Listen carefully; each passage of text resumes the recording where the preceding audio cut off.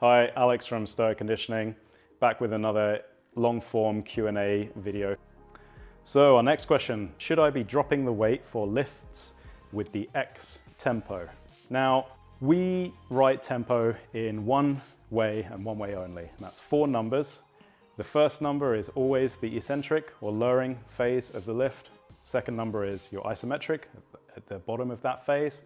Third number is the concentric, and the fourth number is the isometric at the end of the concentric.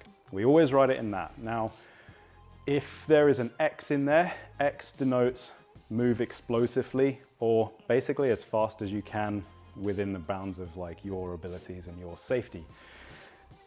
We're generally never going to put an X in the eccentric and then have a slower number in the concentric. It doesn't make sense. But if we're doing an Olympic lift and the tempo might be XXXX, because the Olympic lift is explosive. You know, we're not going to slow down a snatch.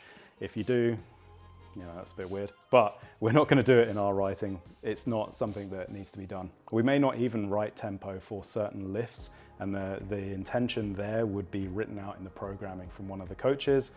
The intention will be, well, lift this safely, lift it as fast as you can. You know, this is the intention of this movement. This is the intention of this specific lift. If there's an X on the concentric phase, then that is lift explosively under control, but it's very rare, or you know, it's never going to be a thing where we're writing X in an isometric. Doesn't make sense. We might put 4 X's for a kettlebell swing, but I'm pretty sure we'd delete those because it doesn't make sense. Again, like a kettlebell swing, it's just an explosive movement. So you just do it in the realms of what the actual program entails. So should you be dropping the weight for lifts with the X? As I mentioned, we're never gonna have a explosive eccentric. That's a really good way to kind of put yourself in a potential injury mechanism, because you're lengthening the muscle without control, under load.